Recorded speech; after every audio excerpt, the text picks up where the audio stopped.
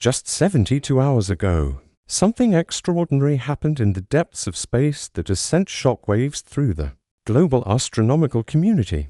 The European Space Agency unveiled what they proclaimed to be the most detailed observations ever captured of 3I ATLAS, the enigmatic interstellar wanderer that has both fascinated and unsettled scientists across the globe in equal measure.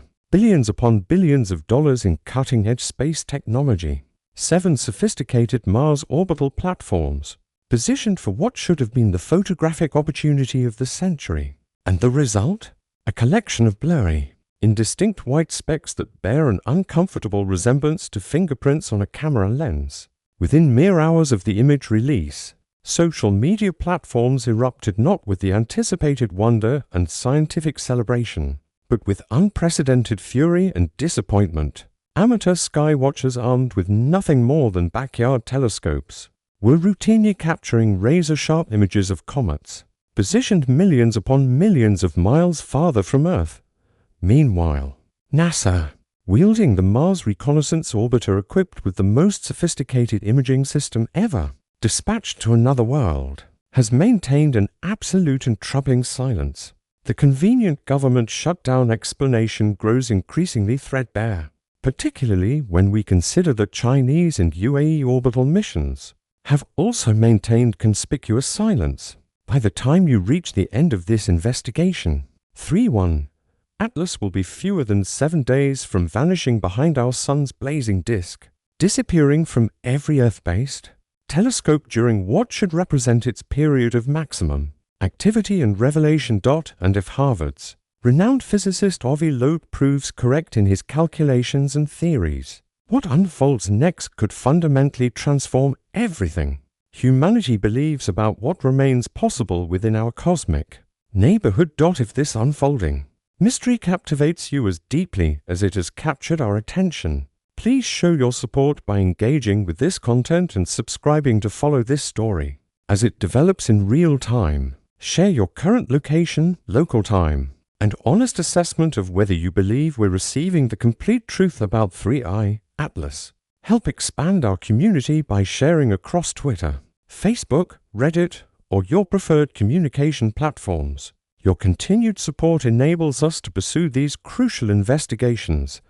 October 7th and 8th, 2025 will be permanently etched in memory as the precise moment when the global space science community collectively exhausted its patience. For countless months, anticipation had been steadily building toward this unprecedented opportunity. 3-1 ATLAS, representing only the third confirmed interstellar object ever detected traversing our solar system, was executing its closest possible approach to the red planet. 7 distinct spacecraft representing for separate space agencies had maneuvered into optimal observation positions to capture images of unparalleled clarity and scientific value. The excitement within the scientific community was genuine and intense. Researchers had promised definitive answers, unprecedented clarity, potentially even concrete proof regarding this object's true nature and origins. Then the long-awaited images were finally released to the public. The European Space Agency's ExoMars Trace Gas Orbiter, strategically positioned merely 30 million kilometers from 3I ATLAS, during its October 3rd closest approach, published a series of photographs that can only be characterized as profoundly and disappointingly inadequate. What the world received was a fuzzy, indistinct white dot slowly traversing a field of background stars.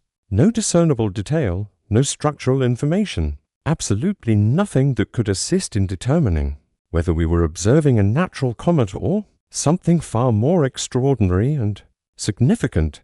The backlash from the global community was both immediate and absolutely savage in its intensity. Astronomy Vibes, a widely followed space commentary account on the X platform, published a side-by-side comparison that achieved viral status within hours. On one side, a crisp, incredibly detailed image of Comet Leonard captured by an amateur astrophotographer using simple, commercially available camera equipment. On the opposite side, the ESA's disappointing image of 3I Atlas. The accompanying caption read, "If basic consumer camera equipment can capture Comet Leonard, in perfect detail. Why can't NASA capture 3I ATLAS during its close Mars passage? This post currently boasts over 40,000 reposts and continues climbing. But the follow-up commentary struck an even more sensitive nerve throughout the community. Billions in public funding, and this represents their best photographic evidence. Looks more like a weather balloon photographed through heavy fog in someone's backyard. To understand the depth of public frustration, one must comprehend the vast gap between expectations and delivered results. The CASIS camera system aboard the ExoMars Trace Gas Orbiter possesses an angular resolution of 11.36 microradians per pixel at the 30 million kilometer distance. This specification translates to approximately 340 kilometers per pixel resolution. For crucial context, current estimates place the 3I ATLAS nucleus somewhere between 5 and 46 kilometers across. This means the entire solid core of this mysterious object would occupy, at absolute best, a tiny fraction of a single pixel in these images. But here's where the situation becomes genuinely interesting and suspicious. The ESA understood these limitations completely before beginning observations. They were fully aware their cameras were specifically designed to photograph Mars' bright surface from distances of merely hundreds of kilometers, not faint objects tens of millions of kilometers distant.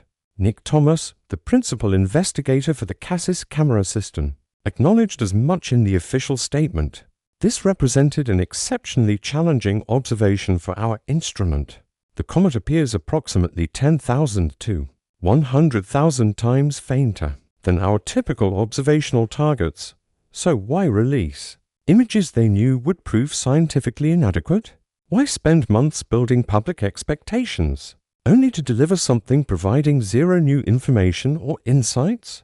The official narrative claims they simply released whatever data they possessed, representing the absolute best possible images from available equipment. But the timing feels deliberately calculated, almost like a pressure release valve, designed to provide the public with anything to examine while genuinely significant data remains securely locked away. Because make absolutely no mistake, superior images exist, dramatically superior images, and they're being deliberately withheld from public scrutiny, while the ESA was releasing fuzzy, indistinct dots to a disappointed public. NASA's Mars Reconnaissance Orbiter was simultaneously capturing something entirely different and potentially revolutionary. The HiRISE camera system, whose name derives from High-Resolution Imaging Science Experiment, stands as the most powerful and sophisticated camera ever successfully dispatched to another planet. Its resolution capabilities are so extraordinarily precise that from Martian orbit, it can distinguish individual objects the size of standard kitchen tables on the planet's surface. When 3I ATLAS executed its closest approach to Mars on October 3rd, HiRISE achieved a resolution of approximately 30 kilometers per pixel at the object's distance. This represents more than 10 times superior resolution compared to what the ESA cameras achieved. If any structural details exist, any unusual features, anything whatsoever that doesn't conform to the standard natural comet narrative, HiRISE would have detected and recorded it with unprecedented clarity. Avi Loeb, the Harvard physicist who has been meticulously tracking 3I Atlas since its initial discovery, stated this explicitly in his latest blog publication. The brightest pixel in any HiRISE image will provide the most stringent constraint yet obtained on the cross-sectional area of 3I ATLAS. We are all hoping with great anticipation that the HiRISE team will release their images as quickly as possible. That statement was published on October 7th. Today marks October 8th. Still, nothing has been released. The official explanation once again centers on the United States government shutdown. Over 15,000 NASA employees, representing more than 80% of the agency's entire workforce, have been placed on furlough. The agency's website isn't receiving updates.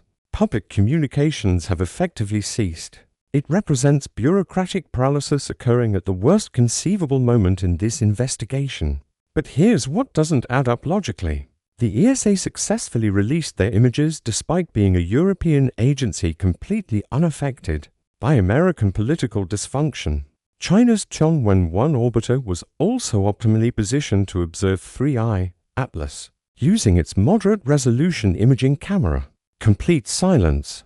The UAE's Hope orbiter, equipped with the Emirates Exploration Imager, maintained a clear observational shot as well. Absolutely nothing released.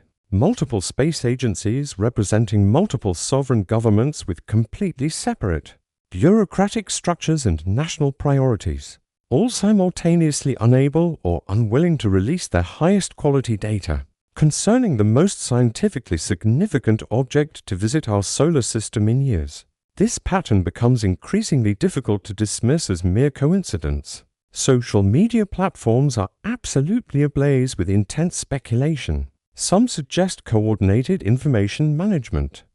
Others propose that something was observed requiring careful analysis before public release. The more conspiratorially minded suggest the images reveal something so profoundly anomalous that releasing them without proper contextual framework would trigger widespread panic. That final theory sounds completely absurd until you remember what has been occurring over the past week with amateur astronomical observations. Because while professional space agencies have remained conspicuously silent with their data, backyard astronomers have been capturing images that raise far more questions than they provide answers. On October 3rd, the exact same day 3I ATLAS executed its closest approach to Mars, a Portuguese amateur astronomer operating under the username Dobsonian Power uploaded an image that immediately achieved viral status across multiple platforms, using nothing more than a standard solar telescope operated from his backyard location, combined with aggressive digital enhancement techniques. He captured what appears to show angular, geometric structure within 3I Atlas itself, dark geometric shapes and protrusions that absolutely do not match the typical diffuse glow characteristic of a comet's coma. The caption he added was simple, but loaded with profound implication. What on earth could this possibly be? Within 6 hours, this image had been shared across every major astronomy forum, relevant subreddit, and social media platform. The reaction immediately split into two distinct camps. One group interpreted this as clear evidence of artificial structure's definitive proof that 3I ATLAS is not what mainstream science claims it to be. The opposing group dismissed it as classic pareidolia, humanity's natural tendency to perceive patterns where none actually exist, amplified by processing artifacts resulting from inappropriate equipment usage. The skeptics and debunkers possessed solid technical arguments supporting their position. So the telescopes utilize specialized filters, specifically designed for observing our sun's extreme brightness, not faint deep space objects traveling at interstellar velocities. The equipment simply wasn't constructed for this type of observation. Add aggressive digital enhancement attempting to compensate for inadequate setup, and you're essentially requesting an algorithm to invent details that don't genuinely exist. It represents the astronomical equivalent of enhancing a blurry photograph until you begin seeing faces in random noise. But here's where this story becomes significantly more complicated and interesting. Dobsonian Power isn't some random internet conspiracy theorist. Equipped with cheap telescope equipment and excessive imagination, he represents a respected amateur astronomer who has been sharing legitimate astrophotography work for more than a decade.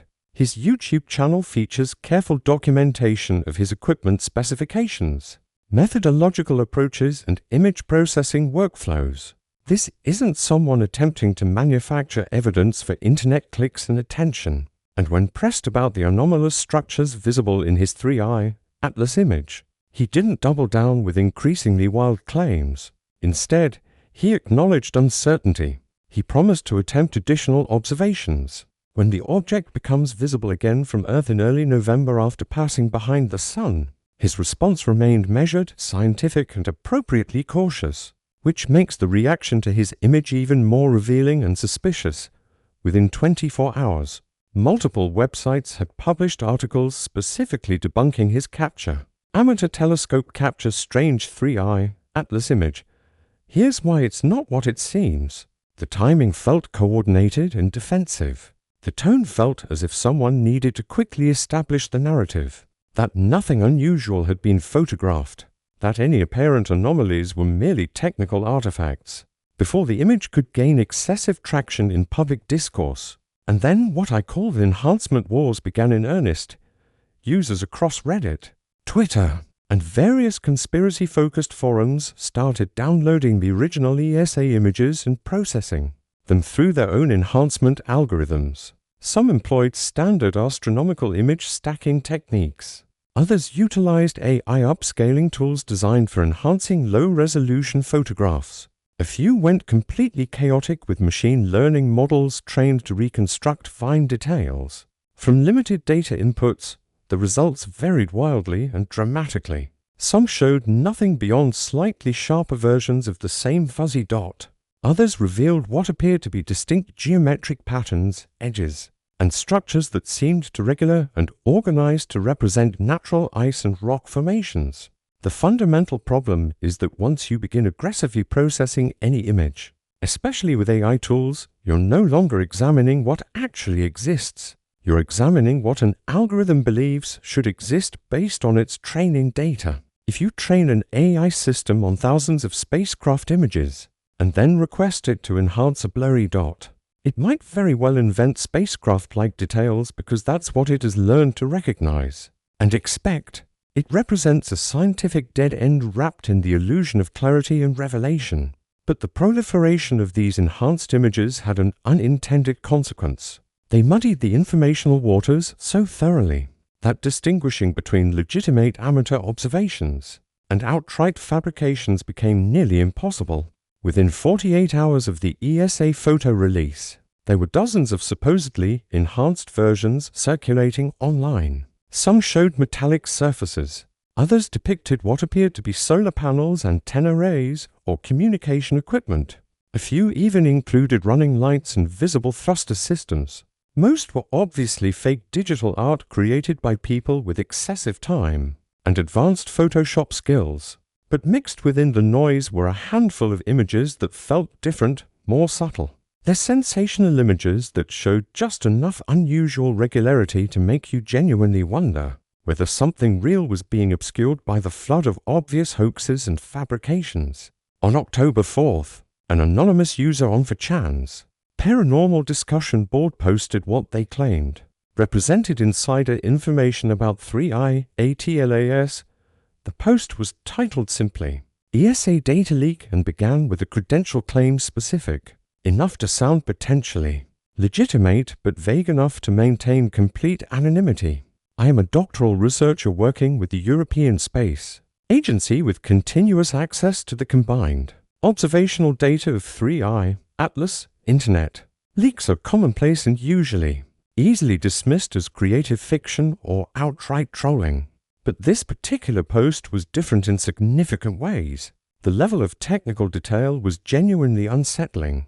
The poster didn't make wild claims about alien invasions or secret military operations. Instead, they methodically laid out a series of specific observational anomalies that, if accurate, would fundamentally challenge our understanding of what 3I ATLAS actually represents. The first anomaly involved chemical impossibility. According to the post, spectroscopic analysis revealed 3I Atlas releasing approximately 100 kilograms of nickel gas per second, but with almost no detectable ion emission. In normal stellar and planetary chemistry, nickel and iron are inseparable companions. They form together in supernova explosions, travel together through interstellar space, and appear together in comets and asteroids. Finding abundant nickel with virtually no iron is equivalent to finding smoke without fire. It violates basic assumptions about how matter behaves in natural cosmic environments. The second anomaly described thermal contradiction. The object is releasing massive amounts of gas and dust, the characteristic signature of an active comet being heated by solar radiation. But infrared observations show it remaining cold, far colder than it should be given its outgassing rate and proximity to solar radiation. The poster compared it to watching someone sweat profusely while standing in a freezer. The physics simply don't match the observations. The third anomaly concerned trajectory precision. The post referenced what Avi Loeb has been stating publicly, that 3I ATLAS arrived with an orbital inclination of just 4.89 degrees, relative to Earth's ecliptic plane. But the anonymous poster added something Loeb hadn't emphasized. The trajectory isn't just unusual. It represents a perfect straight shot from the direction of the galactic core. No wobble, no deviation.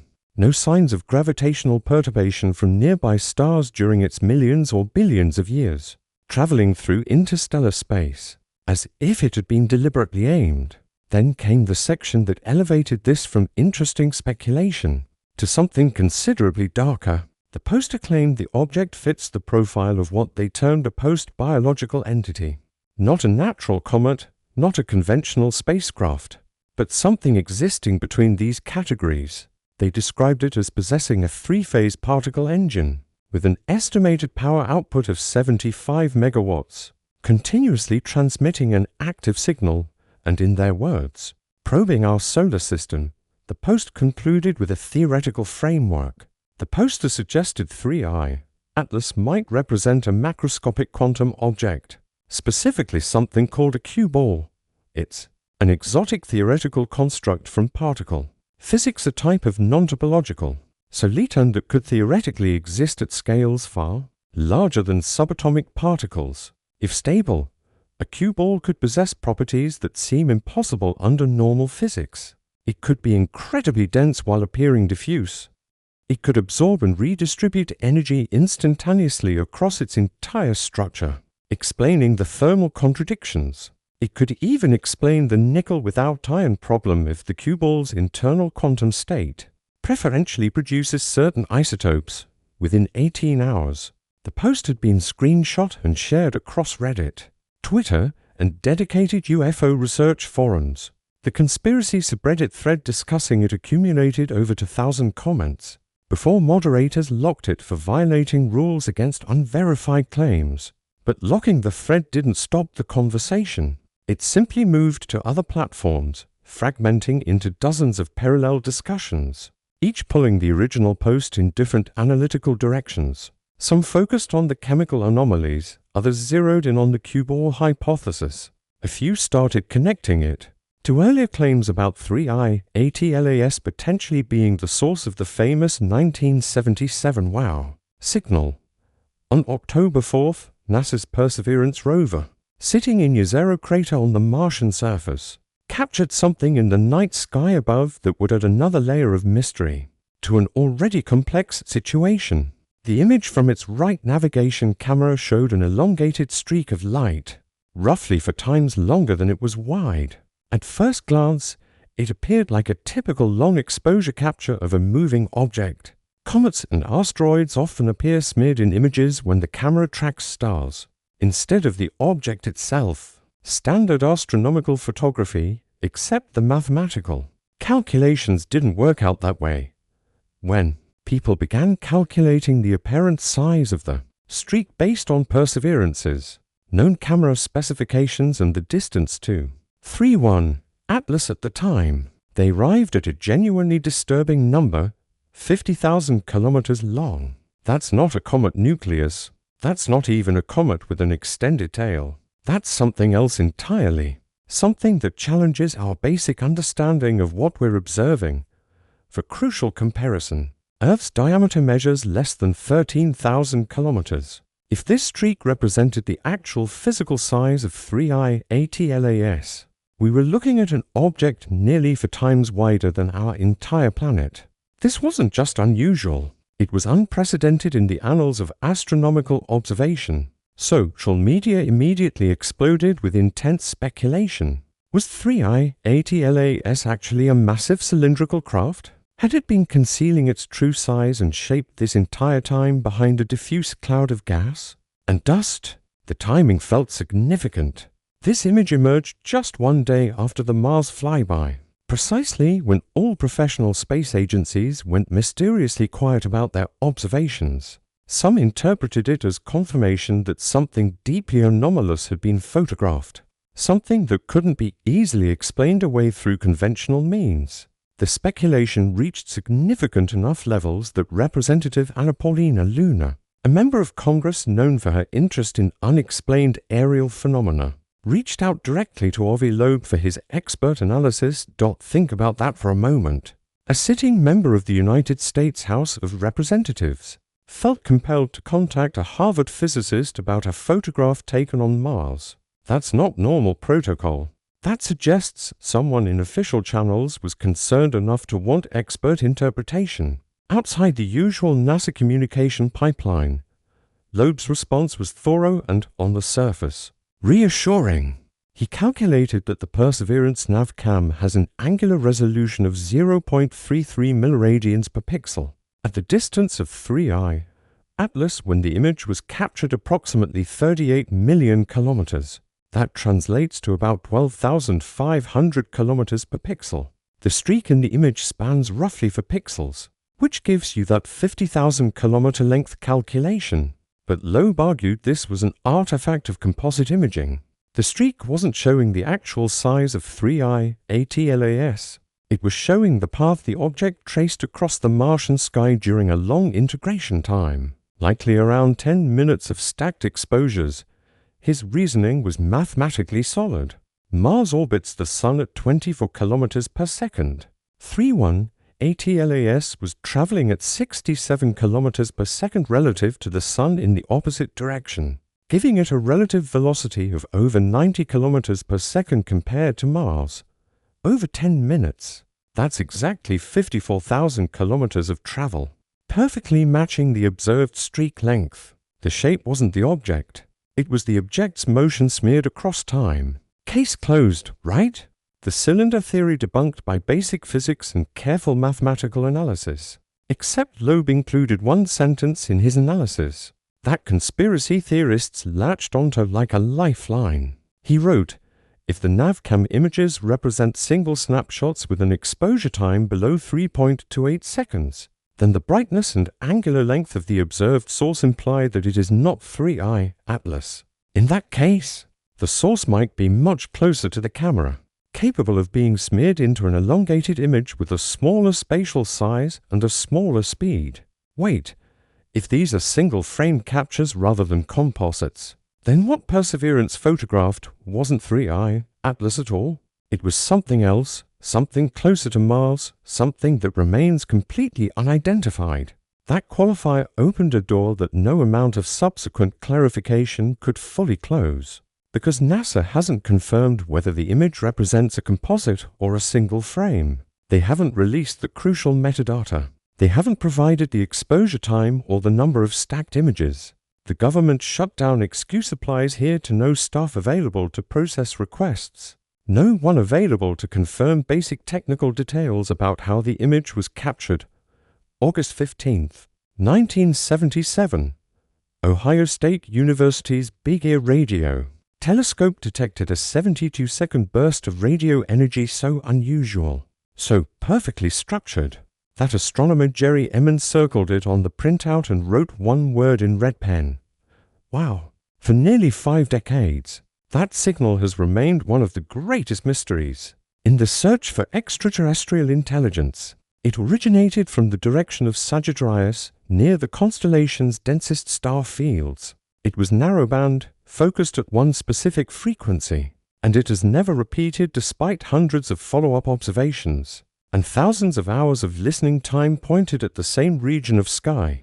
Nothing. Just that one burst 48 years ago, and then eternal silence, until Avi Loeb ran the mathematical calculations on 3i Atlas. He calculated where the object was positioned on August 12, 1977, just 3 days before the WOW signal was detected.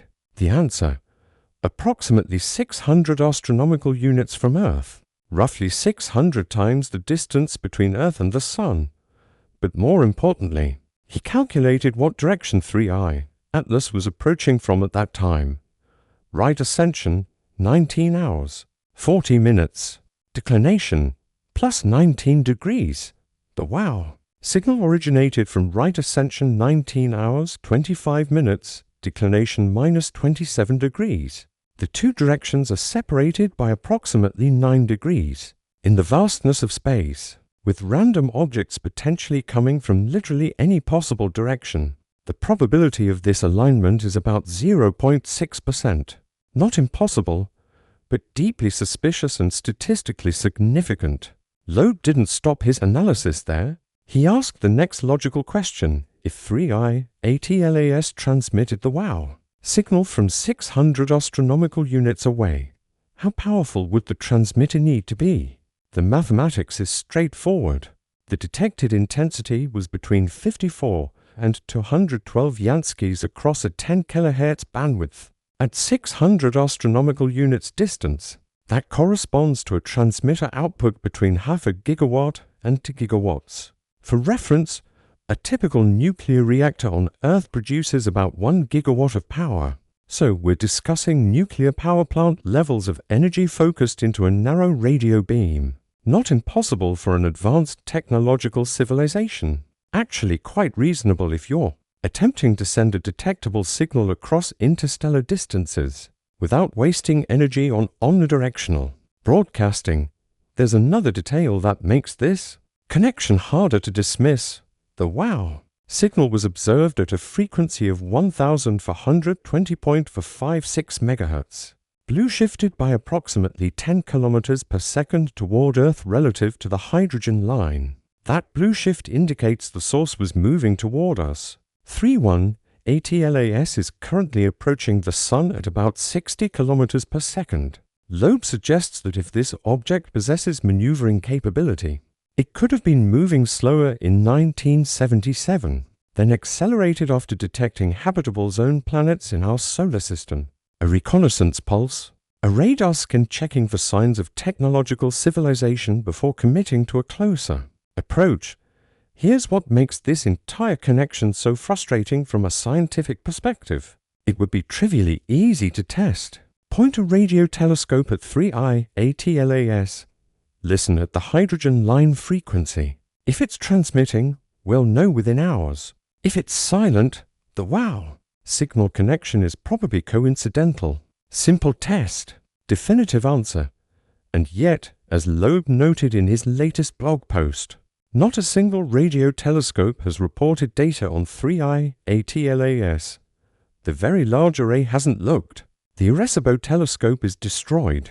The Green Bank telescope hasn't published observations. Even SETI, the organization literally dedicated to finding extraterrestrial signals, hasn't publicly announced any monitoring efforts. The silence from the radio astronomy community is absolutely deafening and inexplicable.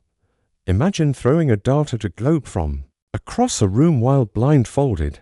Now imagine that dart not only hits the globe, but lands within a few degrees of the equator. That's roughly the statistical improbability we're confronting when we examine how 3i Atlas entered our solar system. Objects approaching from interstellar space can arrive from literally any direction.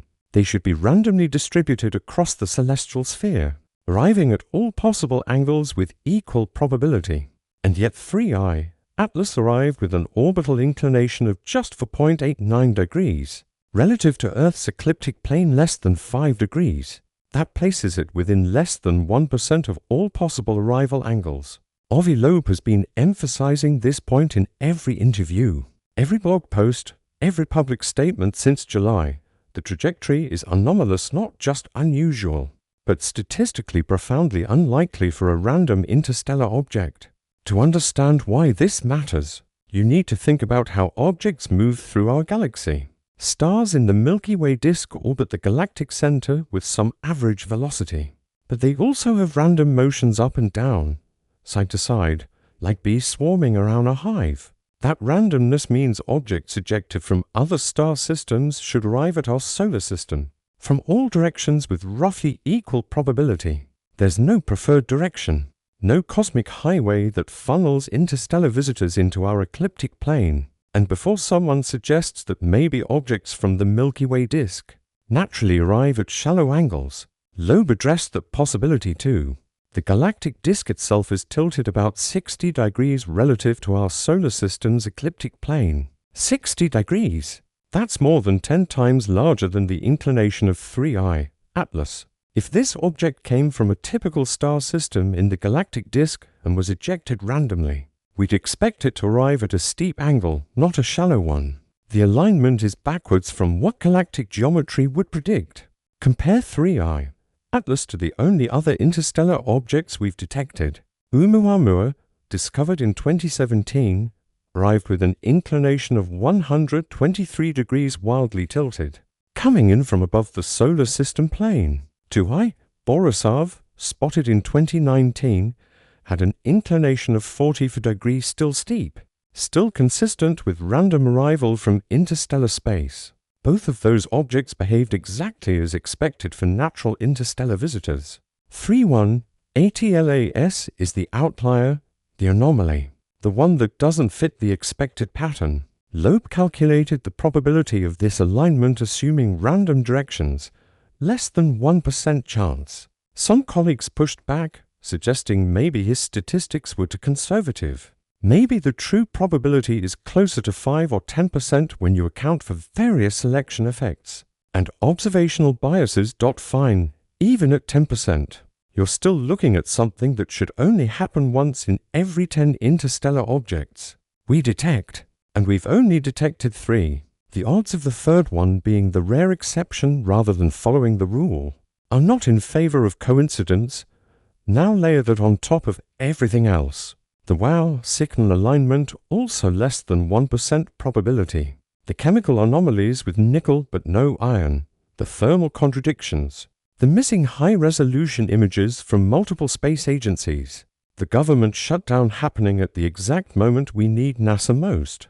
Any single one of these things could be explained away through coincidence, measurement error, or bureaucratic incompetence. But when you start stacking anomalies, when you start multiplying small probabilities together, the compound improbability becomes increasingly harder to dismiss through conventional explanations. There's a principle in statistics called the prosecutor's fallacy. It's the mistake of treating multiple independent low-probability events as if they're related, when they're actually just random coincidences that happen to cluster together. If you flip a coin enough times, eventually you'll get 10 heads in a row. It doesn't mean the coin is rigged. It just means you flipped it enough times for unlikely sequences to occur. Naturally, skeptics will argue that's what we're seeing with 3I, ATLAS, a natural comet that happens to have several unusual but ultimately explainable properties that coincidentally appear together in the same object. Unlikely, sure, but not impossible given the vast number of objects in the universe. The counter-argument is equally valid. If something walks like a duck, quacks like a duck, swims like a duck, and has duck DNA, at some point you have to seriously consider the possibility that it might actually be a duck. Or in this case, if an object arrives on a statistically unlikely trajectory, shows chemical signatures that don't match natural processes, correlates with a 48-year-old unexplained radio signal, and prompts multiple governments to withhold their best imaging data, maybe it's worth seriously considering that we're not looking at a random chunk of ice and rock from another star system. Something genuinely strange began happening around October 5th. Users across multiple platforms began reporting that their posts about 3I, Atlas were disappearing, not being flagged or marked as misinformation, actually vanishing from existence. A Reddit user documented posting a detailed thread analyzing the chemical anomalies from the alleged ESA leak. The thread gained significant traction, accumulated hundreds of upvotes and dozens of comments within 2 hours. Then it was gone, not removed with a moderator explanation, just deleted from existence. When the user attempted to repost, the submission wouldn't go through. Shadowbanned without notification or explanation. On Twitter, now X, several accounts noticed similar patterns. Astronomy Vibes, the account that went viral criticizing the ESA photos, reported significant engagement drops after October 7th. Posts that would normally reach tens of thousands of people were suddenly plateauing at a few hundred views. No official restrictions, no warning messages, just algorithmic suppression quiet enough to be deniable, but aggressive enough to be effective. Other creators in the space astronomy community noticed identical patterns. Videos about 3I, Atlas that would typically perform well were getting a fraction of their usual reach. YouTube presented a different problem. Content creators who posted analysis videos speculating about 3i ATLAS began receiving demonetization notices. The stated reasons varied. Some were flagged for discussing sensitive topics without proper context. Others were categorized as potentially misleading content about scientific matters. A few got hit with the vague but ominous label of content that may not be suitable for all advertisers. The pattern was clear and consistent. You could make a video saying 3i ATLAS is definitely just a comet, and mainstream science has it figured out that was fine, monetized, promoted, but suggest there might be anomalies worth investigating, and suddenly your video becomes advertiser unfriendly. Facebook's approach was the most overt. The platform's fact-checking system, operated by third-party verification organizations, started aggressively labeling 3i ATLAS content. Posts sharing the 4chan leak got slapped with missing context warnings.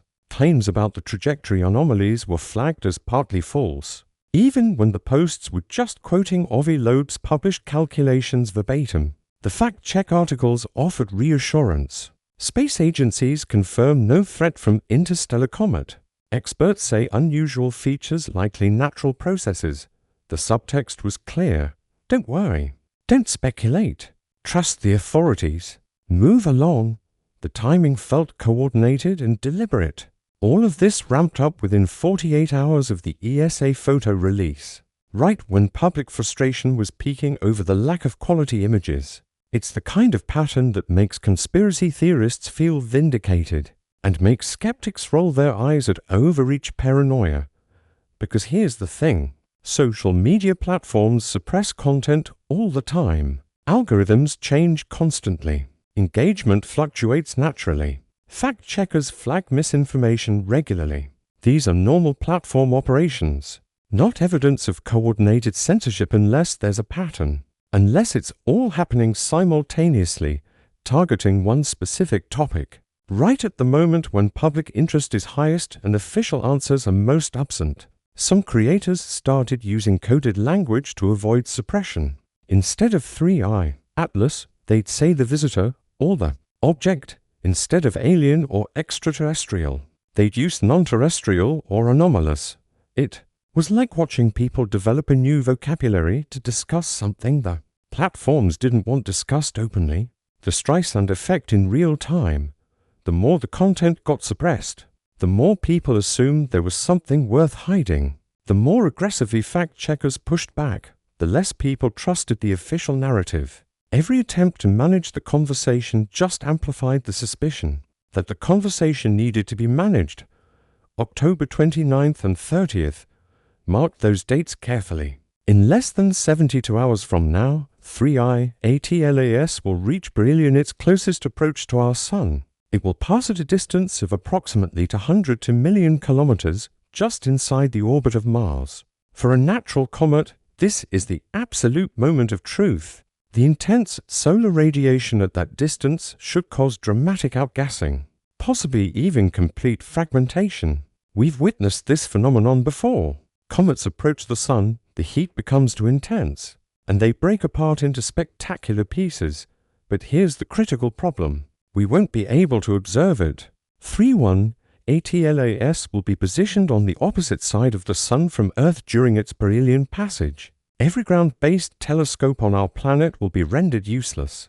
The object will be lost in the solar glare, completely hidden from observation during what should be its most active and revealing moment.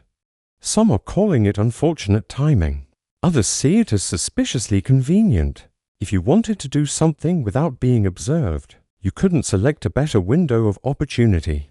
Avi Loeb has been explicit about what happens next in his October 3rd blog post, published on the day of the Mars flyby. He laid out two distinct scenarios.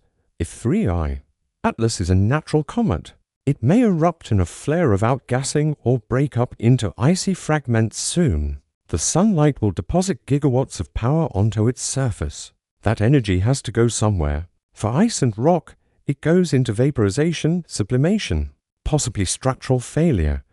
But then Loeb added the alternatively. If it is technological, it may maneuver to benefit from the Sun's gravitational, assist or release probes that could intercept the Earth or other planets, owing to its retrograde orbit opposite in direction to the motion of the planets around the Sun. Read that again carefully. Release probes that could intercept Earth. He's not talking about passive observation anymore. He's talking about active deployment. The retrograde orbit is crucial here. 3.1. Atlas is moving opposite to the direction planets orbit the Sun. That means any probe it releases doesn't have to fight against planetary motion to reach us. It can simply drop into an intercept trajectory and let orbital mechanics do the work. From behind the Sun, hidden from our view. It would be trivial to launch something toward Earth that wouldn't be detected until it was already close. Loeb went further in his analysis. When you look at the Sun in the coming weeks, keep in mind that 3I ATLAS is passing behind it. If 3I, Atlas will maneuver towards Earth when it reappears on the other side of the Sun. The financial markets may crash. That's not metaphor. That's not hyperbole. He's suggesting that if this object demonstrates technological capability, if it alters course toward Earth after perihelion, the economic and social consequences would be immediate and severe. Stock markets respond to uncertainty, the uncertainty of a potentially hostile interstellar object. Actively changing its trajectory toward our planet would be existential-level uncertainty. The timing of everything compounds the tension. The government shutdown means NASA is offline during the critical observation window. The best images from the Mars flyby are still unreleased. Amateur astronomers can't observe the object for the next month because it's behind the Sun. Radio telescopes haven't checked for transmissions. We're flying blind into the most important moment of this entire encounter. And whether through incompetence or design, we've created a situation where we won't know what 3I Atlas does at perihelion until it's already done it. There is one group watching. The Galileo project, led by Loeb himself, operates 3 observatories, one in Massachusetts, one in Pennsylvania, one in Nevada. They're equipped with high-resolution cameras, infrared sensors, and radio receivers designed specifically to detect anomalous aerial phenomena. During late October and early November, all 3 observatories will be in maximum operational mode, monitoring the skies for anything unusual. If 3I Atlas releases probes, if there's enhanced UAP activity correlated with its perihelion passage, the Galileo instruments might catch it. Might being the operative word. 3 observatories covering a small fraction of Earth's sky. If something comes and it avoids those specific observation zones, we'll miss it entirely. Early November. That's when 3I ATLAS will emerge from behind the Sun and become visible again from Earth. Ground-based telescopes will be able to track it once more. We'll see whether it survived perihelion intact or broke apart under solar stress. We'll measure its trajectory to determine if any course corrections occurred. And we'll finally know whether the past for months of speculation, conspiracy theories, and unanswered questions were justified or just collective hysteria over a completely natural interstellar visitor. If 3I ATLAS emerges on the same trajectory it entered with, if it shows clear signs of fragmentation or increased outgassing consistent with solar heating, if it behaves exactly like 2I Borisov did during its solar approach in 2019, then the mystery is essentially solved. Natural comet, unusual chemistry, sure, statistically unlikely trajectory, granted, but ultimately just an icy remnant from another star system passing through ours. The wow signal connection becomes coincidence. The Fachan leak becomes creative fiction. The missing NASA images become bureaucratic delays during a government shutdown. Everything slots back into the comfortable framework where interstellar objects are interesting, but not alarming. But if it doesn't, if 3I Atlas emerges with an altered trajectory, if it demonstrates even subtle course corrections that can't be explained by outgassing thrust, if radio telescopes finally point at it and detect structured transmissions, if the NASA images eventually surface and show geometric structures, that shouldn't exist on a natural object. Then we're in completely uncharted territory, not just scientifically, socially, politically, economically. Every assumption about our place in the cosmos gets challenged. Every government's response to the question of extraterrestrial contact gets tested in real time. Avi Loeb has created something he calls the Loeb scale. It's a ranking system for how likely an object is to be of artificial origin and how much of a potential threat it represents. Rank 1 means almost certainly natural with interesting but explainable anomalies. Rank 10 means definitely artificial with demonstrated hostile intent and capability to reach Earth. He has stated publicly that he won't rank 3I ATLAS lower than a 2. Even in the best-case scenario, the anomalies are too persistent, too numerous, too correlated. A 2 means probably natural, but with enough unexplained features to warrant serious investigation. It means we can't definitively rule out artificial origin without more data. That's where we are right now, suspended between probable natural object and possible technological artifact. Waiting for November. Waiting for the high-resolution images that may never come. Waiting for radio observations that haven't happened. Waiting for 3I Atlas to either continue on its hyperbolic trajectory out of the solar system, never to be seen again, or to do something that forces us to confront the reality that we are not alone, and we are not ready. The ESA has announced that their Jupiter Icy Moons Explorer spacecraft, JUIC, will observe 3I Atlas between November 2nd and 25th using various instruments. This will happen just after perihelion when the object should be in its most active state. The data won't be available until February 2026 due to communication delays and processing time. 7 months of waiting for images that were captured in November. 7 months of not knowing whether the enhanced activity JUIC observes is normal cometary outgassing or something else entirely.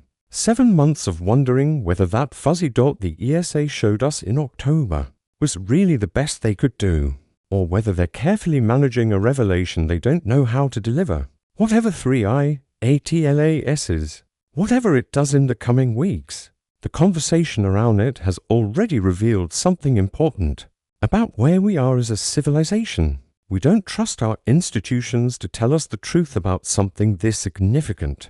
We don't believe the official reassurances. We see patterns in the timing of shutdowns and data delays that may or may not be real. We're primed for conspiracy because we've learned, sometimes the hard way, that conspiracy is not always theory. Sometimes it's just early reporting on what later becomes confirmed fact. On October 1st, 2025, something the size of a giraffe passed between Earth and our satellites. It came closer to our planet than the International Space Station orbits. We had no idea it was coming. By the time astronomers spotted it, asteroid 2025 TF had already gone, slipping back into the darkness of space like a shadow that forgot to announce itself. Think about that for a moment. We live in an age where we can photograph distant galaxies forming billions of years ago, yet a rock close enough to practically scratch our atmosphere went completely unnoticed, until it was already in our rear-view mirror. If you find that as unsettling and fascinating as I do, consider engaging with this content to stay updated on these cosmic close calls and the mysteries unfolding above us. Share your current location, local time, and whether you think we should be more worried or more amazed by how much we still miss in the night sky. Help our community grow by sharing these investigations across your preferred platforms. Your support enables us to pursue these crucial stories.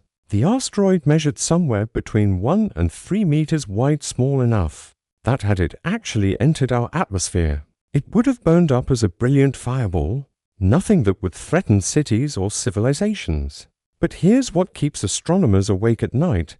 If we cannot reliably detect something this close, something traveling at speeds that would cross the distance from New York to Los Angeles in less than a minute, what else might we be missing? The European Space Agency and NASA track thousands of near-Earth objects, carefully cataloguing which ones pose the greatest risk of collision.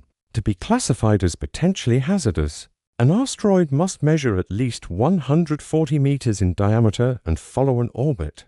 That brings it within 7.5 million kilometers of Earth, roughly 20 times the distance between us and the Moon. asteroid 2025 TF falls far short of that size threshold, which partly explains why it evaded detection. Our telescopes and survey systems prioritize finding the big ones, the civilization enders, the objects that could create another extinction event if they struck at the wrong angle. But this tiny visitor reminds us that space is not empty. It churns with debris, ancient fragments from the formation of our solar system, pieces of shattered worlds that never quite became planets, remnants of collisions that happened when Earth itself was young. Most of this material stays far away, locked in stable orbits in the asteroid belt between Mars and Jupiter, or drifting in the distant Kuiper belt beyond Neptune. But gravitational interactions, the subtle tugs of Jupiter's immense mass, or the nudge from a passing comet can shift these orbits, sending rocks on new trajectories that sometimes intersect with ours. What makes 2025 TF particularly interesting is not just that it came close, but that it came close during a month when the sky seems unusually busy with visitors. While one cosmic traveler slipped past us unannounced, another is making a much more theatrical entrance. Comet C 2023A6, better known as Leonard after the observatory that discovered it, is brightening in our October skies. Astrophotographers around the world have been capturing increasingly dazzling images as this ball of ancient ice and dust makes its way toward a close. Approach with Earth.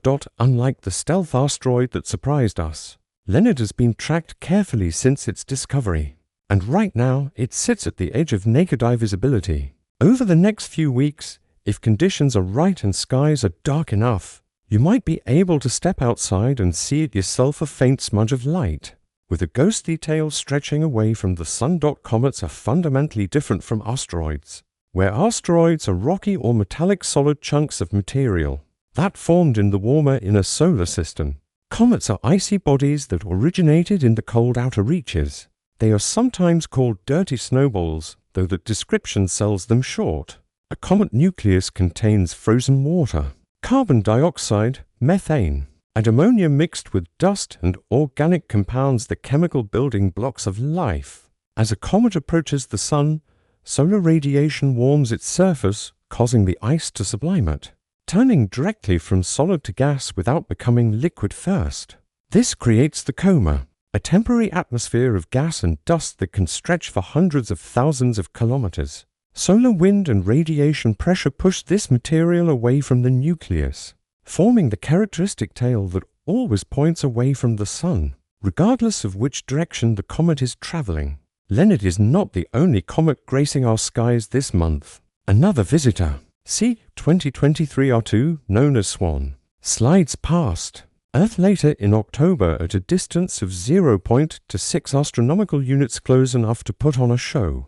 For those with binoculars or small telescopes, both comets currently shine at around magnitude 6, right at the threshold of human vision under perfect conditions. But comets are notoriously unpredictable. They can suddenly brighten if their rotation exposes fresh ice to sunlight, or if an outburst sends a plume of material into space. They can also fragment, breaking apart under the stress of solar heating or tidal forces, creating multiple nuclei that each develop their own coma and tail. What draws people to watch comets beyond their beauty is their connection to deep time. The ice in these objects formed billions of years ago in the outer solar system, preserved in a cosmic freezer far from the sun's warmth. When we see a comet, we are seeing material that existed before Earth had oceans, before the moon was fully formed, before life emerged in whatever warm tidal pool or deep sea vent first gave rise to self-replicating chemistry. Some scientists believe that comets delivered significant amounts of water to early Earth, raining down in a bombardment that helped fill our oceans. Others suggest that the organic molecules found in comets, including amino acids, the building blocks of proteins, may have seeded our planet with the raw materials needed for life to begin. This connection between ancient comets and the origin of life brings us to another discovery that has scientists reconsidering how common the ingredients for life might be across the universe, 625 light-years from Earth. Something remarkable is happening around a young planet, The James Webb Space Telescope has captured the first direct measurements of a moon-forming disk, a rotating ring of gas and dust surrounding an exoplanet called PDS-70c. And within that disk, Webb detected the chemical signatures that could give rise to moons: hydrogen cyanide, acetylene, benzene, propene, ethane, carbon dioxide, all carbon-rich molecules swirling in a structure that looks hauntingly familiar to planetary scientists who study our own solar system's history. This matters because for decades we have theorized about how moons form, but we have never actually watched it happen. Jupiter's the largest moons, the Galilean satellites, discovered by Galileo in 1610, orbit their planet in a flat plane, suggesting they condensed from a disk of material surrounding Jupiter billions of years ago.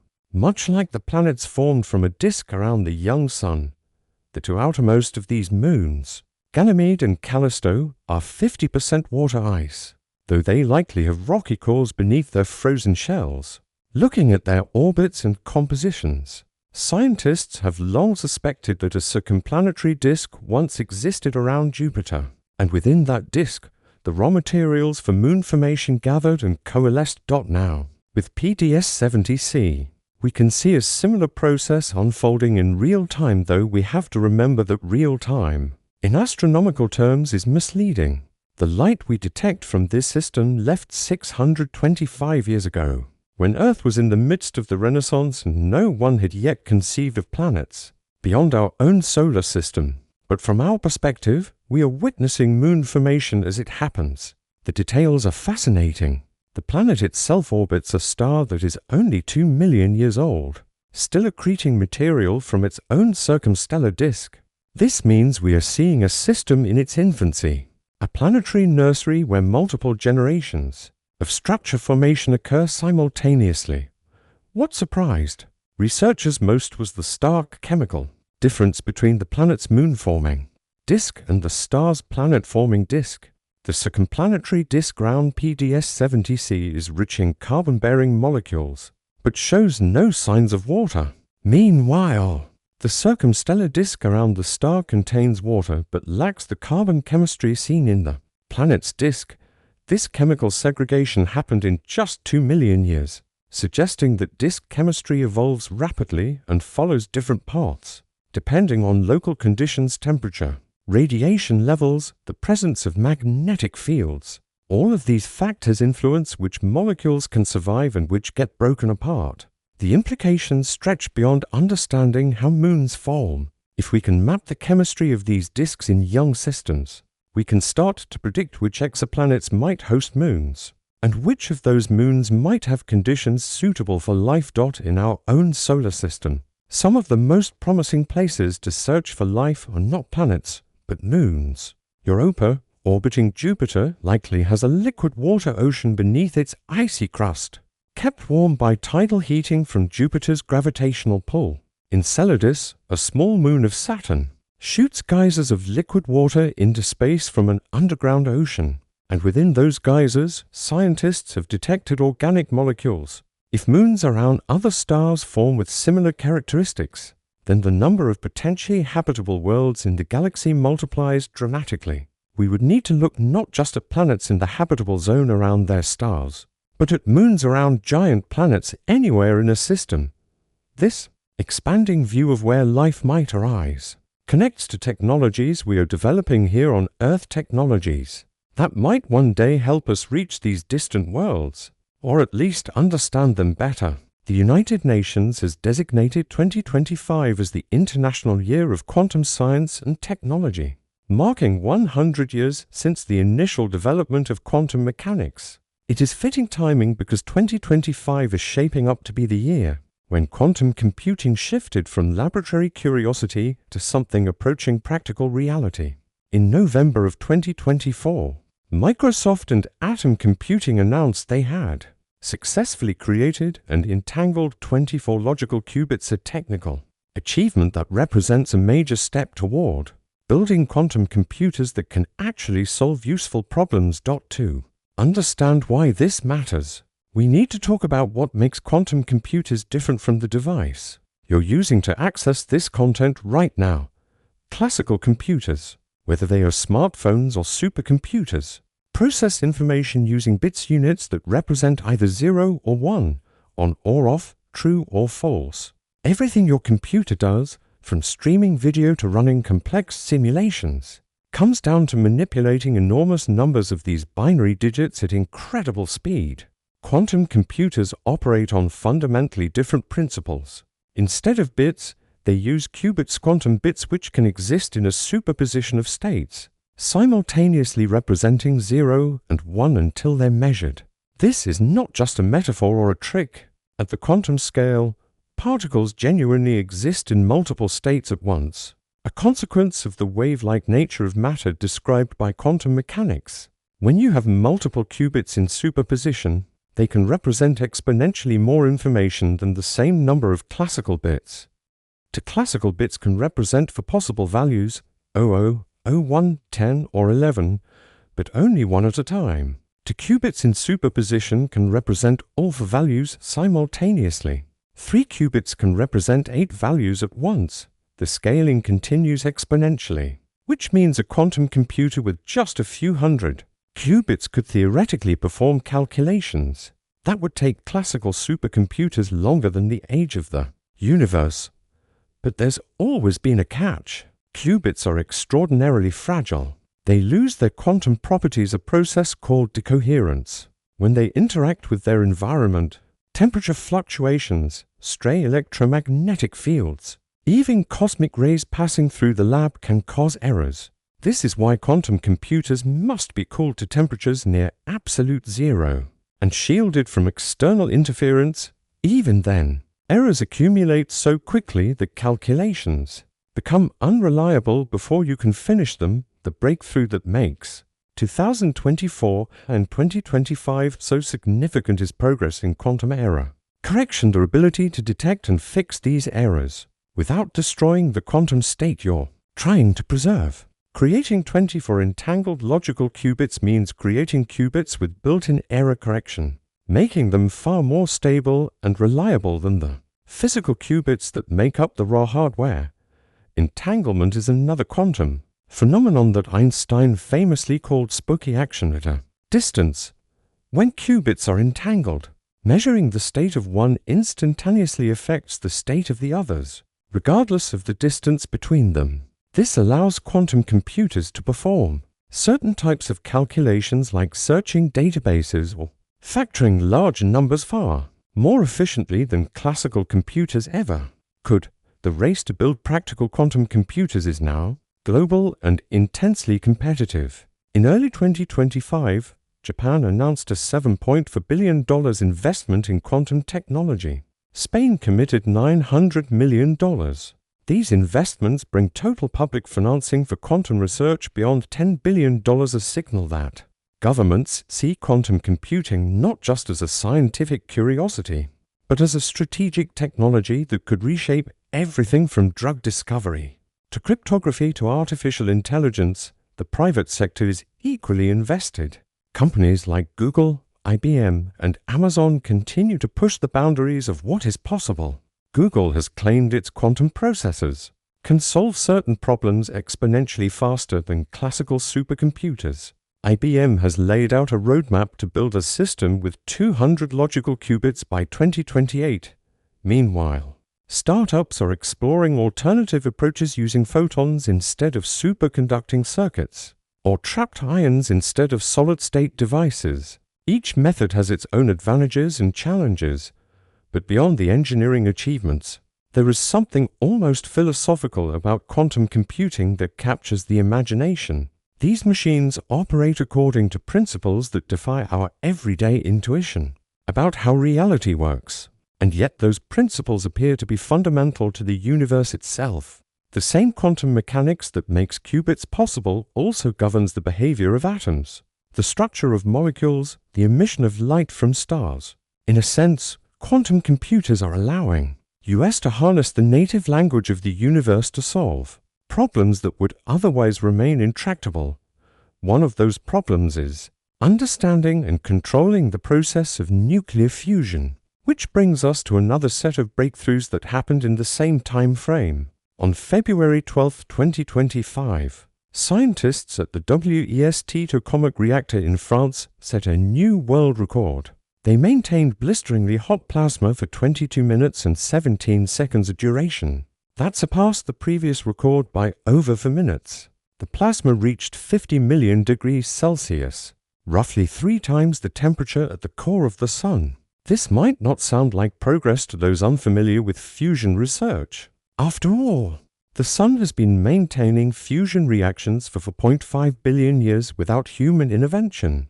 But creating and controlling a star-like process here on Earth is one of the most difficult challenges in all science, and engineering. Fusion works by forcing atomic nuclei together so tightly that they overcome their natural electromagnetic repulsion and merge, releasing energy in the process. In the Sun, this happens because the immense mass of the star creates crushing gravitational pressure. At its core, along with temperatures of 15 million degrees Celsius, on Earth, we lack that gravitational advantage, so we need even higher temperatures to achieve fusion. And we need some way to contain plasma that hot without it touching any physical surface, since no material can withstand such temperatures without vaporizing instantly. The solution is magnetic confinement. Tokamaks use powerful magnetic fields to create a cage of force that holds the plasma in a donut-shaped region suspended in vacuum, never touching the walls. The WEST reactor's achievement of 22 minutes is significant because future fusion power plants will need to operate continuously, not in short bursts. You cannot economically generate electricity if your reactor has to shut down and restart every few minutes. The record demonstrates that the engineering challenges of steady-state operation, of managing heat flow, of keeping the plasma stable against instabilities that can disrupt the magnetic confinement, are slowly being solved. The previous record of just over 17 minutes belonged to China's East Tokamak, achieved in January 2025, meaning we have seen 2 major milestones in plasma duration within weeks of each other.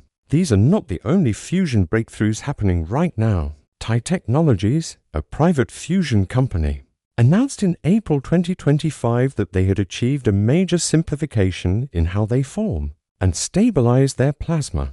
Their approach uses something called a field-reversed configuration, or FRC, a magnetic structure that is more compact than a traditional tokamak. Previously, creating an FRC required elaborate formation sections at either end of the machine, where plasma was generated and then accelerated and collided at high speed in the center. TI figured out how to create and stabilize an FRC plasma directly in the center of their device, using only neutral beam injection, eliminating the complex formation hardware. This reduces cost, increases efficiency, and brings them closer to demonstrating net energy gain before the end of the decade. Meanwhile, the private fusion sector as a whole is expanding rapidly. Commonwealth Fusion Systems is building a pilot plant called Spark outside Boston, scheduled to come online in 2027. Helion has completed initial tests on their latest machine, designed to achieve break-even using a different magnetic confinement scheme. General Fusion, based in Canada, is building a demonstration system that uses a completely different approach, mechanically compressing plasma rather than relying purely on magnetic fields. The diversity of approaches reflects both the difficulty of the problem and the recognition that there may be multiple paths to successful fusion energy. In December 2022, scientists at the National Ignition Facility achieved fusion ignition for the first time, a reaction that produced more energy than the lasers delivered to ignite it. That was a scientific milestone, proof that controlled fusion is physically possible. But turning the proof of concept into a power plant requires solving countless engineering challenges. Fusion fuel, typically a mixture of deuterium and tritium. Both isotopes of hydrogen must be continuously supplied. The neutrons produced by fusion reactions carry enormous energy and make the reactor walls radioactive. So, materials need to withstand years of neutron bombardment without degrading. The heat generated must be captured efficiently and converted to electricity. And all of this must happen at a cost that competes with other energy sources. What makes fusion so tantalizing despite these challenges? is the promise of nearly limitless clean energy. Deuterium can be extracted from seawater, where it exists naturally as one atom in every 6,500 hydrogen atoms. At that concentration, the oceans contain enough deuterium to power human civilization for millions of years. Tritium is rarer and must be bred from lithium, but lithium is relatively abundant. Fusion produces no long-lived radioactive waste like fission reactors do. It produces no carbon emissions, and a fusion reactor cannot melt down or explode because the plasma is so tenuous that any disruption causes the reaction to simply stop. The question is no longer if fusion will work, but when it will become practical and economical. Optimists point to the rapid progress in both government and private sector projects and suggest we could see the first commercial fusion electricity on the grid by the early 2030s. Skeptics note that fusion has been perpetually 20 years away for the past 60 years and caution that unexpected problems always arise. But the momentum in 2025 feels different, driven by a combination of technological breakthroughs, massive investment, and the urgent need for clean energy sources to address climate change. For the first time, it seems plausible that a child born today might grow up in a world where fusion power is as common as solar panels or wind turbines, and perhaps that child's generation will use fusion-powered spacecraft to explore the solar system, following the trails of those ancient comets and asteroids, and investigating the planets and moons we've only glimpsed from afar. One of those moons, Mars, continues to surprise us with hints that it once might have hosted life. In July 2024, NASA's Perseverance rover drilled a core sample from a rock nicknamed Chava Falls in Mars' Jezero crater.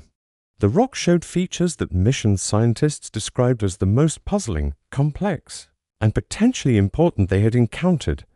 After a year of rigorous peer review, the findings were published in the journal Nature in September 2025, and they represent the strongest evidence yet that Mars might have once been home to microbial life.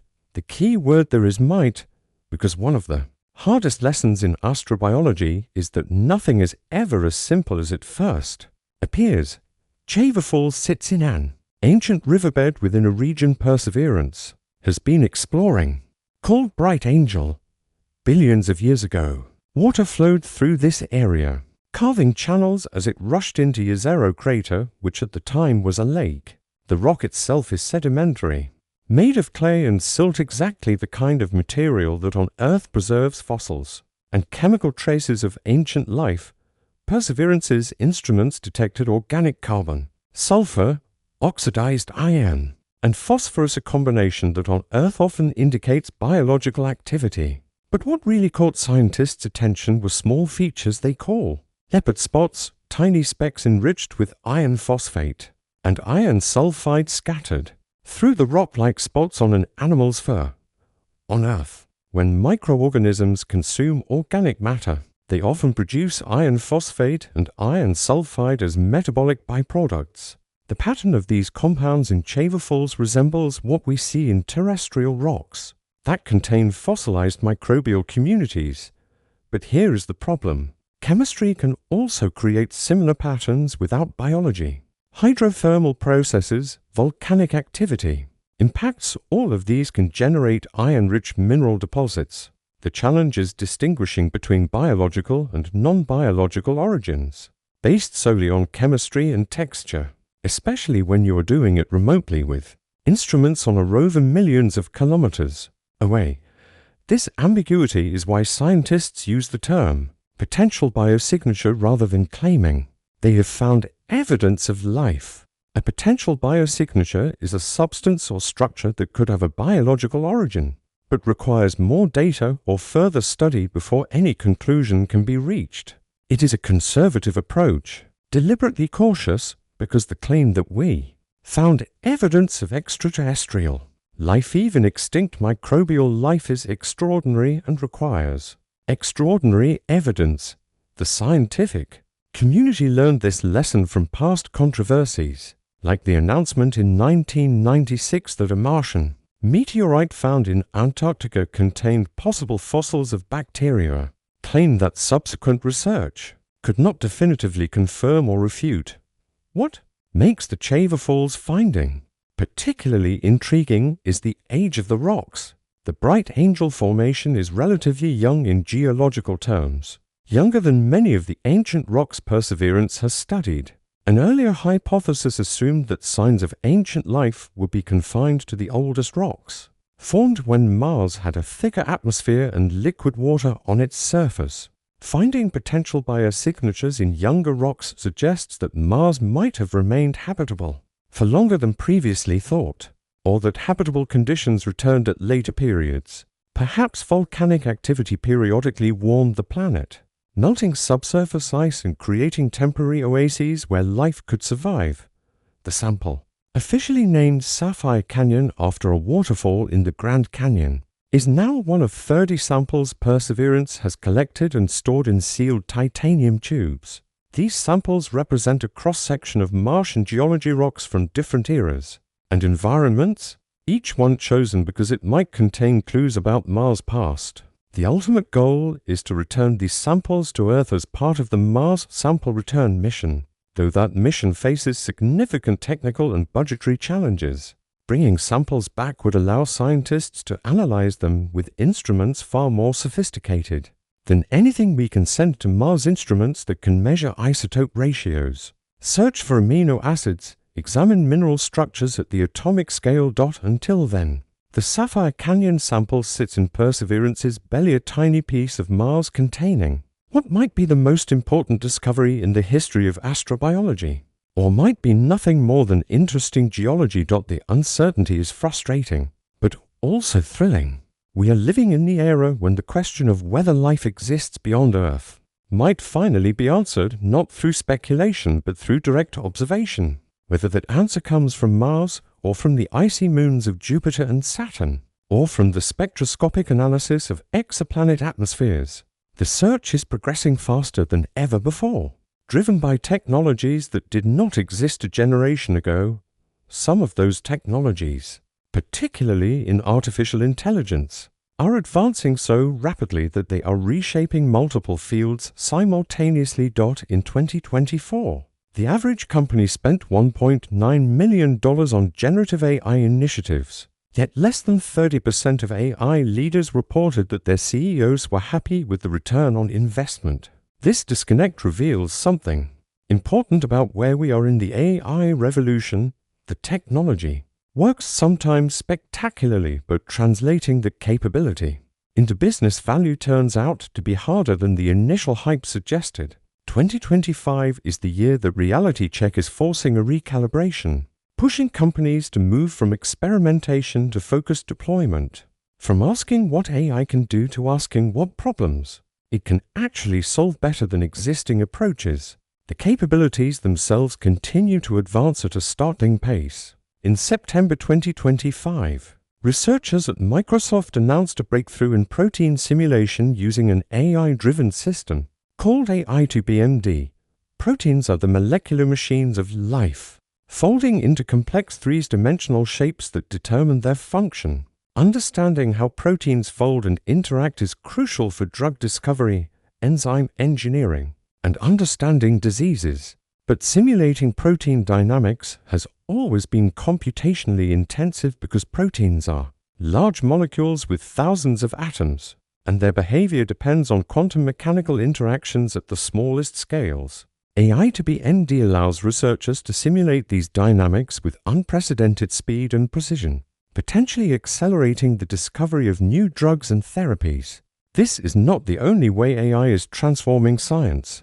In neuroscience, an AI model called Cell Transformer, developed by researchers at UCSF and the Allen Institute, has created one of the most detailed maps of the mouse brain ever produced, identifying 1,300 regions and subregions, including previously uncharted areas.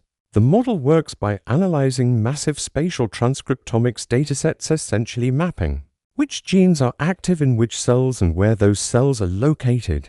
This allows the AI to identify patterns and boundaries that human researchers might miss, revealing the brain's organization at a level of detail that would take decades to achieve manually. The same AI techniques can be applied to other organs and tissues, including cancerous tumors, opening new avenues for understanding disease and developing treatments. Another AI breakthrough came from University College London, where researchers developed an algorithm that can identify different types of brain cells based on their electrical signatures with 95% accuracy. For decades, neuroscientists could record the electrical activity of neurons but could not determine what type of neuron they were, recording from without using genetic markers or staining techniques. This new approach uses AI to recognize subtle patterns in the electrical spikes that different types of neurons produce, essentially teaching a machine to read the neural code. The implications for brain-computer interfaces and treatments for neurological disorders like epilepsy are significant, though as the researchers caution, there is still a long way to go before this becomes a practical clinical tool. But AI is not just accelerating research, it is becoming embedded in everyday tools and workflows. In 2025, Gartner predicts that 75% of enterprises will transition from AI pilots to full-scale operations. A massive scaling of data infrastructure and analytics. AI agents, autonomous or semi-autonomous software entities that can perceive their environment, make decisions, and take actions, are moving from concept to reality. These are not the chatbots of 5 years ago, limited to scripted responses. These are systems that can handle complex tasks like analyzing legal contracts, managing supply chains, writing and debugging code, even providing personalized medical advice. The rise of AI agents raises questions that go beyond technology. If an AI agent makes a mistake that causes harm, who is responsible? The developer? The company deploying it? The user who relied on it? In late 2025, a lawsuit in Colorado highlighted these issues when parents claimed that an AI chatbot had contributed to their teenager's suicide by simulating emotionally manipulative conversations. The case could become a landmark in determining liability for AI systems and the ethical obligations of companies that create them. As AI becomes more capable and more integrated into sensitive areas like mental health, education, and personal relationships, society will need to grapple with questions about trust, accountability, and the appropriate boundaries for artificial intelligence. There is also the question of how AI itself will evolve. Current large language models are trained on vast amounts of text scraped from the internet, learning patterns in language that allow them to generate coherent and often useful responses. But they do not understand what they're saying in any deep sense. They lack common sense reasoning. They make factual errors. They can be tricked by adversarial inputs, and they sometimes produce outputs that seem confident, but are completely wrong, a phenomenon called hallucination. The next generation of AI systems will need to address these limitations, incorporating better reasoning, the ability to verify their own outputs, and perhaps some form of understanding that goes beyond pattern matching. Some researchers believe the path forward lies in combining different types of AI, what is called composite AI. Instead of relying on a single large model, you build systems that integrate multiple specialized models, each good at a particular task, along with traditional software and databases. Others think the breakthrough will come from better training methods, or from integrating AI more closely with robotics, giving it a body and sensory feedback so it can learn about the physical world the way humans do. And there is growing interest in neuromorphic computing, building chips that mimic the structure of biological brains, potentially offering more efficient and capable AI than current approaches. Whatever direction AI takes, it is clear that we are still in the early stages of understanding what this technology can and cannot do and what it means for society. The excitement is justified. The potential is real. But so are the challenges and risks. As we develop more powerful AI, we also need to develop the wisdom to use it responsibly. That same need for wisdom applies to another area where our fundamental understanding of reality might be shifting: the mysterious components that appear to make up most of the universe. For nearly a century, cosmologists have believed that the universe is mostly made of things we cannot see. Ordinary matter, the stuff of stars, planets, and people accounts for only about 5% of the universe's total mass energy. Another 27% is dark matter, invisible but detectable through its gravitational effects on galaxies. The remaining 68% is dark energy, an even more mysterious force that appears to be accelerating the expansion of the universe. Together, dark matter and dark energy dominate the cosmic budget, shaping the structure and fate of everything that exists. But what if they do not exist at all? In October 2025, a paper by Rajendra Gupta, an adjunct physics professor at the University of Ottawa, proposed a radical alternative. Instead of filling the universe with invisible particles and unexplained energies, Gupta suggests that the fundamental forces of nature, things like gravity, are slowly weakening as the universe ages. If this is true, then the phenomena we attribute to dark matter and dark energy might be illusions, artifacts of using constant laws of physics to describe a universe where those laws are gradually changing. The idea is both simple and profound. We assume that the strength of gravity today is the same as it was 1 billion years ago, and will be the same 1 billion years from now. But what if that assumption is wrong? What if gravitational attraction was slightly stronger in the past, and will be slightly weaker in the future? Such a change could make distant galaxies rotate faster than we expect based on visible matter alone, mimicking the effect of dark matter. It could also make the universe's expansion appear to accelerate over time, mimicking dark energy. In this model, you do not need exotic invisible substances. You just need time-varying, constancy universe where the rules change gradually. As space itself evolves, this is not the first time someone has proposed modifying our laws of physics to eliminate the need for dark matter and dark energy. Modified Newtonian dynamics, or MOND, has been around for decades and can successfully explain the rotation curves of galaxies without invoking dark matter halos. But MOND struggles to explain observations on larger scales, like the way galaxy clusters behave, or the patterns we see in the cosmic microwave background, the afterglow of the Big Bang. Gupta's approach, which he calls CCC plus TL, attempts to provide a unified explanation for both the cosmological scale where dark energy seems to operate and the astrophysical scale where dark matter seems necessary. By introducing a parameter that varies with both time and the local density of matter, he can reproduce the observed rotation curves of galaxies and the accelerated expansion of the universe without adding any new substances. The timing of this proposal is interesting because it coincides with other observational hints that something might be off with our standard cosmological model. Data from the Dark Energy Spectroscopic Instrument, or DESI, released in April 2025, suggests that dark energy may not be constant after all. Instead, it might be weakening over time, evolving in ways that the standard model cannot easily explain. If dark energy is changing, then we need to revise our theories. And once you start revising, it is worth asking whether dark energy, as we currently conceive it, exists at all. Meanwhile, experiments searching for dark matter particles continue to come up empty-handed. The Lux Zeppelin detector, the most sensitive dark matter detector ever built, has been running for years and has found nothing.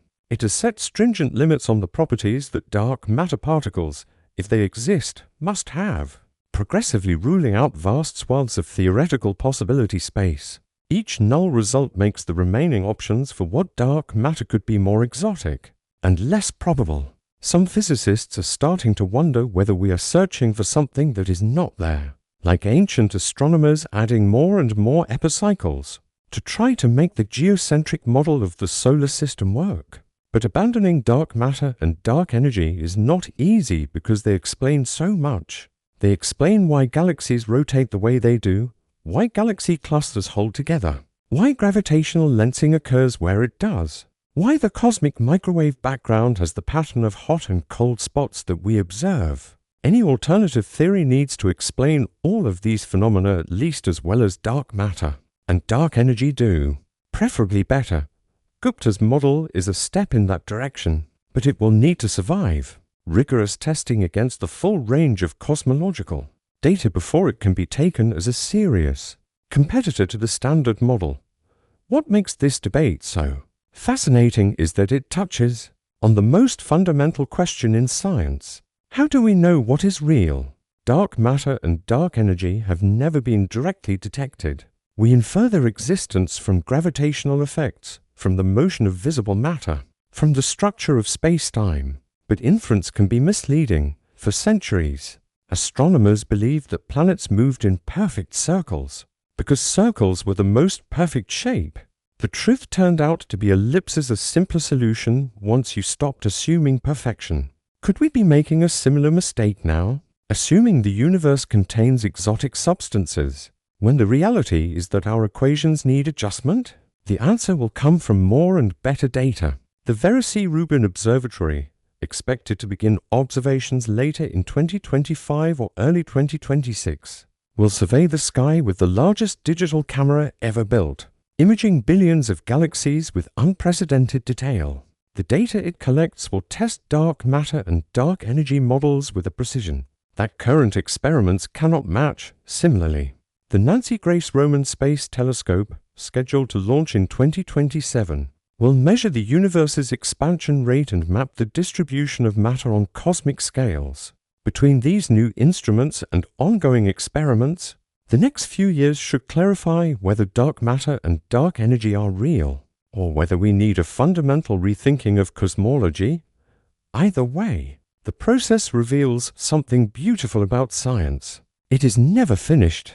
Every answer opens new questions. Every certainty eventually meets a challenge. And sometimes the most revolutionary discoveries come not from finding something new, but from realizing that what we thought we knew was incomplete. While scientists debate the nature of the cosmos and engineers build quantum computers and fusion reactors, another quieter revolution is happening in how we venture beyond Earth's atmosphere. On October 8, 2025, Blue Origin launched its 15th space tourism mission. The passengers aboard experienced a few minutes of weightlessness, saw the curve of the Earth against the black of space, and returned safely to the ground. For them, it was likely a transformative experience, the kind of perspective shift that astronauts call the overview effect. For the space industry, it was business as usual, another successful flight in what is becoming a routine commercial operation. This normalization of access to space feels significant when you step back and consider the broader picture. A generation ago, spaceflight was the exclusive domain of government agencies and professional astronauts, people who trained for years and underwent rigorous selection processes. Now, private companies are flying paying customers, and while the price tag remains prohibitively expensive for most people, costs are dropping as technology improves and competition increases. SpaceX has revolutionized launch with reusable rockets, dramatically reducing the cost of putting payloads into orbit. Blue Origin is working on its own reusable systems. Other companies are developing space planes, orbital hotels, lunar landers, and Mars mission concepts. The infrastructure being built today is not just for tourism. It is laying the groundwork for a future where humanity is a multiplanetary species. SpaceX's Starship, the largest and most powerful rocket ever built, is designed to carry cargo and eventually people to the Moon and Mars. NASA's Artemis program plans to return astronauts to the lunar surface, establishing a sustained presence that will test technologies needed for longer missions. China is building its own space station and has announced plans for a lunar base. India, Japan, and several European countries are developing their own spacefaring capabilities. All of this activity raises questions about what we will do once we get there. Space is not a forgiving environment. There is no air, no water, extreme temperature swings, radiation from the sun, and cosmic rays. Building habitats that can sustain human life will require solving problems in life support, agriculture, manufacturing, and medicine. We will need to extract resources from asteroids, the Moon, or Mars itself, because launching everything from Earth is impractical for long-term settlement. We will need energy sources, likely solar power supplemented by small nuclear reactors, and we will need to address the psychological challenges of isolation, confinement, and distance from Earth. But perhaps the biggest question is why we should do this at all. The pragmatic answers include resource extraction, scientific discovery, and ensuring the long-term survival of humanity by spreading beyond a single planet, vulnerable to asteroid impacts, supervolcanoes, or other existential threats. The more aspirational answers point to human curiosity and a drive to explore the same impulse that sent our ancestors out of Africa to populate every continent, that pushed explorers across oceans, that drives scientists to peer ever deeper into the mysteries of nature. Space represents the ultimate frontier, not because it is empty, but because it is vast and largely unknown, full of possibilities we can barely imagine.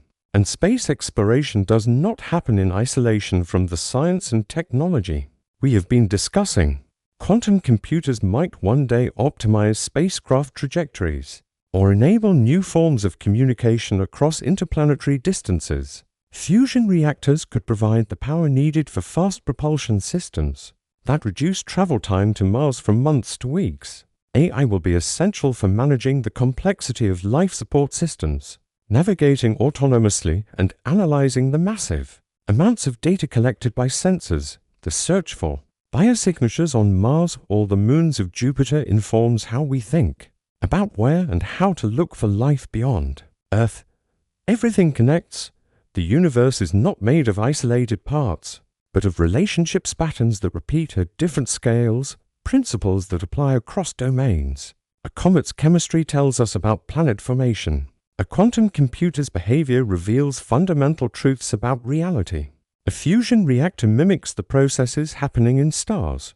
A brain mapping AI shows how complexity emerges from simple rules. And a private spaceflight company makes it a little more possible for humans to become citizens of the solar system rather than residents of a single planet. These connections matter because they remind us that progress is not linear. It does not happen in one field at a time, neatly compartmentalized. It happens through cross-pollination, through ideas developed in one context finding unexpected applications in another, through teams of people from different disciplines working together on problems too complex for any one perspective to solve alone. The breakthroughs of 2025 in quantum computing, fusion energy, Mars exploration, AI, cosmology, neuroscience, and space access are not separate stories. They are chapters in a larger narrative about human capability and curiosity. We began with an asteroid that passed unnoticed in the night and a comet brightening in the October sky to remind us that the universe is dynamic and that our place in it is both small and significant.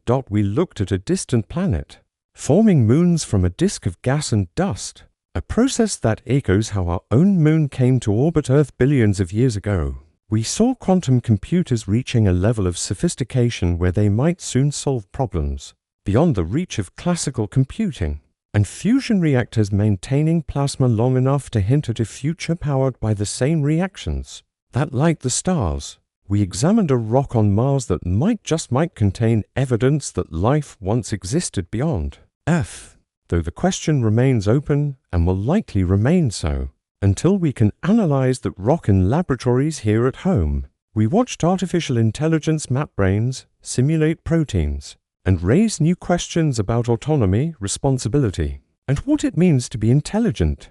We considered proposals that dark matter and dark energy, the invisible substances thought to dominate the cosmos, might not exist at all, that the universe we think we know might be based on incomplete equations.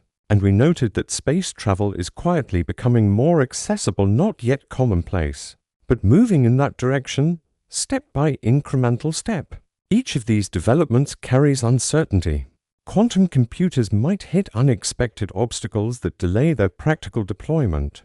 Fusion reactors might prove harder to commercialize than optimists hope. The Martian biosignatures might turn out to be geological rather than biological. AI might plateau or require breakthroughs we have not yet conceived. Alternative cosmologies might fail to explain observations as well as dark matter and dark energy do. And space exploration might remain expensive and dangerous, the domain of governments and billionaires rather than ordinary people. But uncertainty is not the same as futility. It is the space where discovery happens, where our understanding grows. where we test ideas against reality and revise them when they fall short. Science is not a collection of facts. It is a process, a way of asking questions and refining answers. And the questions we are asking now are among the most profound ever posed. What is the universe made of? How did life begin? Can we harness the power of stars? What is consciousness? Are we alone? How do we ensure that the technologies we create benefit rather than harm us? These questions do not have simple answers, and that is okay. If they did, they would not be worth asking. The value lies in the search itself, in the knowledge we gain along the way, in the technologies we invent to probe deeper, in the way our perspective shifts as we learn more. 100 years ago, we did not know the universe was expanding. 50 years ago, we had not visited Mars with rovers or discovered planets around other stars. 25 years ago, quantum computers were laboratory curiosities, and AI could barely recognize handwritten digits. The pace of change is accelerating, driven by compounding advances in computing, materials, instrumentation, and understanding. What will the next decade bring? If fusion becomes commercially viable, energy abundance could transform civilization, lifting billions out of poverty and enabling projects that currently seem impossible. If quantum computers mature, they could accelerate drug discovery, materials science, and cryptography, reshaping industries and geopolitics.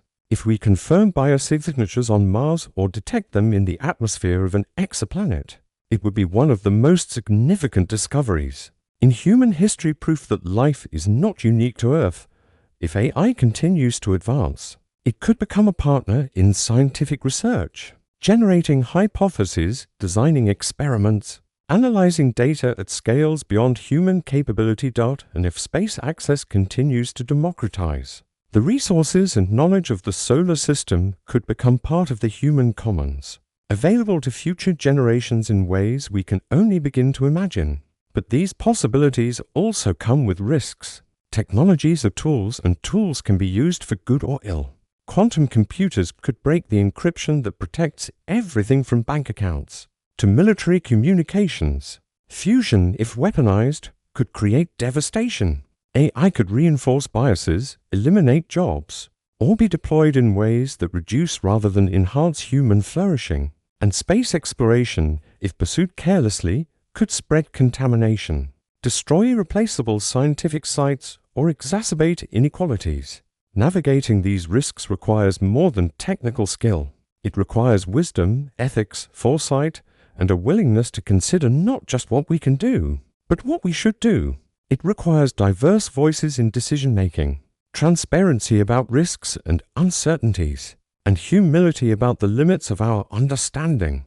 The scientists and engineers pushing the boundaries of knowledge are acutely aware of these responsibilities, even if public discourse sometimes treats technology as either a savior or a threat with no middle ground. The truth is more nuanced. Technology is neither good nor bad in itself. It amplifies human intentions and capabilities. In the right hands with the right goals, it can solve problems, reduce suffering, and expand possibilities. In the wrong hands or with short-sighted goals, it can cause harm. The challenge is to build systems, institutions, and cultures that steer toward the former and away from the latter. And that challenge belongs to all of us, not just to scientists and policymakers.